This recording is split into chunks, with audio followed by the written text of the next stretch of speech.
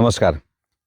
हामीले दिन बिराएर जस्तो कहीँ न कहीँ कुनै न कुनै सडक दुर्घटना भएको समाचार पढ्छौँ। केही दिनहरूको मात्र तपाईँले याद गर्नुभयो भने बझाङबाट फर्कँदै गरेको जन्ती बोकेको बस दुर्घटना गरेको समाचार वा तामाकोसीमा बस खसेको समाचारहरू पक्कै पनि हामीले पढ्यो होला। कहिलेकाहीँ त यति धेरै समाचार आउँछ कि यस्तो खालको समाचार हाम्रो ध्यान पनि जाँदैन।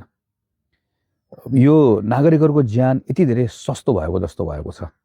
प्रत्येक दिन एभरेजमा 7 जनाको मृत्यु हुन्छ रोड ट्राफिक एक्सिडेन्टमा। हाम्रो गृहस्थ उत्पादनमा करिब 3% को लस छ।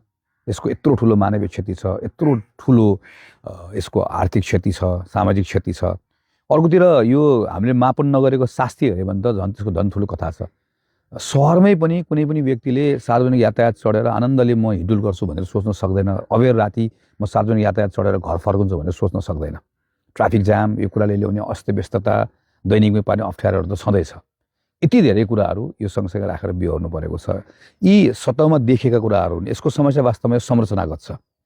हामीहरूले यो यातायातको क्षेत्रलाई जसरी गभर्न गर्नुपर्ने, यसको नियम कानुनहरू जसरी बनाउनु पर्ने हो, यी क्षेत्रहरूका सन्दर्भमा जोडिएका अरू कुराहरू जसरी ठिकठाक ढङ्गले लिएर जानुपर्ने हो, वर्षौँदेखि यसमा जसरी काम गर्नुपर्ने काम गरेनौँ, जसले गर्दा यति धेरै व्यथितहरू हुन पुगेको छ।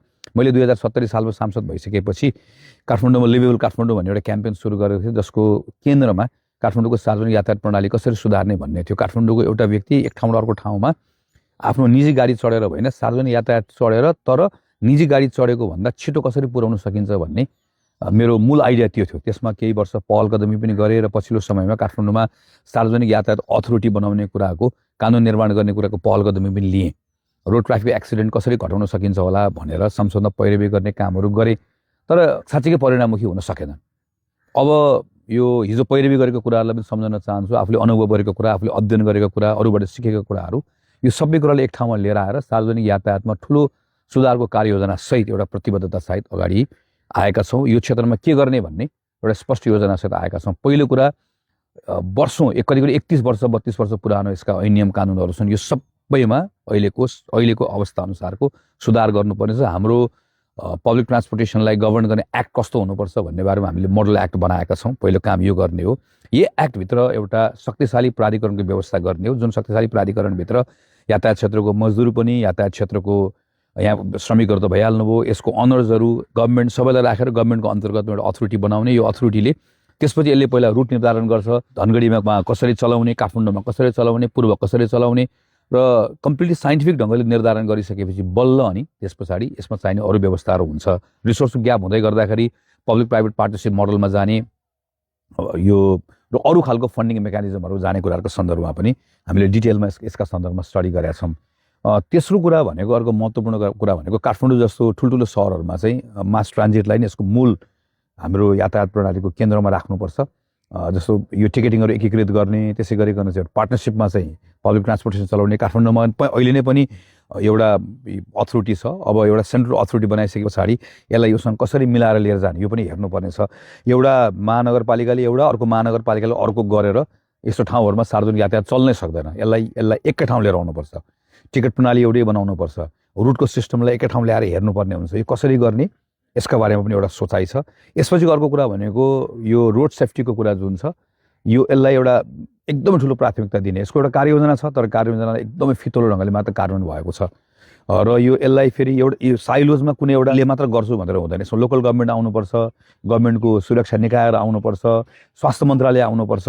यसलाई एउटा प्याकेजमा, जस्तो ट्रमा सेन्टर कहाँ खोल्ने भन्ने कुरादेखि लिएर यो लेन अनुशासन कसरी कायम गर्ने भन्ने कुराहरूको सम्मलाई र हाम्रो स्कुलमा पढ्दै गरेको विद्यार्थीहरूलाई रोड ट्राफिक एक्सिडेन्टको कुराहरू चाहिँ त्यो वे अफ लाइफ कसरी बनाउने, त्यो घटाउने कुराहरूको सन्दर्भमा समेत पनि एउटै प्याकेज बनाएर काम गर्नुपर्ने छ। यसको योजनाहरू हामीले तयार गरेका छौँ। र यसपछिको कुरा भनेको टेक्नोलोजीको प्रयोग। यो रोड ट्राफिक एक्सिडेन्ट कम गर्नको लागि र सार्वजनिक यातायातको क्षेत्रमा व्यापक रूपमा सुधार गर्न, नागरिकलाई सजिलो बनाउनका निम्ति अर्को काम गर्ने भनेको टेक्नोलोजीको प्रयोग। टेक्नोलोजी लग्जरी ठान्नुहुन्न, यसको म्यासिभ युज गर्नुपर्ने छ। यसमा अर्को हामीले काम गर्नुपर्ने छ। र यो सँगसँगै अर्को काम भनेको यातायात क्षेत्रमा काम गर्ने जति पनि श्रमिकहरू छ, सामाजिक सुरक्षाको छाताभित्र लिएर जाने र यसलाई एकदम मर्यादित पेसा बनाउने। यो हेर्दा सामान्य कुरा त लागे तापनि यो पेसालाई मर्यादित बनाउन साथै यो अनुशासित हुन्छ। अनुशासित हुँदै गर्दाखेरि यसबाट हुने दुर्घटनाहरूको न्यूनीकरण कति हुन्छ र सार्वजनिक यातायात कसरी लोभलाग्दो बनाउन सकिन्छ भन्ने कुरा हाम्रो अध्ययनहरूले पनि देखाएको छ, बाहिरको अध्ययनहरूले पनि देखाएको छ। यी लगायतका यस्ता थुप्रै कामहरू हामीहरू गर्न चाहन्छौँ, जसको हामीले लिपिबद्ध पनि गरेका छौँ, क्रमबद्ध पनि गरेका छौँ। किनकि हामी के कुरामा कमिटेड छौँ भने हाम्रो सहरहरूमा चिल्ला सडकहरू बनाउने होइन, यो नागरिक मैत्री हुनुपर्छ। हामीले सडकहरू बनायौँ, सडकहरूमा जताततै यो गाडीहरू मजाले दौडेको छ भनेर हेर्नु हुँदैन। हाम्रो त सहरहरूको डिजाइन गर्ने तरिकै फेर्नुपर्ने छ। यो त कार सेन्ट्रिक होइन, यो त नागरिक सेन्ट्रिक हुनुपर्छ। जस्तो काहीँ नयाँ सहरहरू बन्दैछ, त्यसले सबभन्दा पहिला के सोच्नु पऱ्यो भने सडकमा नागरिक हिँड्छ, नागरिकभित्र पनि पहिलो प्राथमिकता फरक क्षमता भएका ज्येष्ठ नागरिक केटाकेटीहरू हिँड्छ। त्यसको लागि मैले फुटपाथ बनाउनु पऱ्यो। फुटपाथ बनाएपछि त्यसपछि सम्भव हुन्छ भने साइकल लेनको कुरा आयो, अनि मास ट्रान्जिटको कुरा आयो, अनि त्यसपछि बल्ल अनि हाम्रो प्राइभेट भेहिकल्सहरू कुद्ने भनेर सोच्यौँ भनेदेखि भने कसैको पनि प्राथमिकतामा प्राइभेट भेहिकल्स पर्दैन।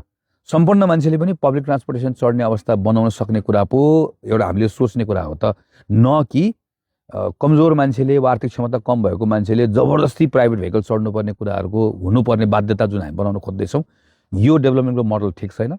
पब्लिक ट्रान्सपोर्टेसनको बारेमा सोच्ने तरिका हामीले बदल्नु पर्नेछ।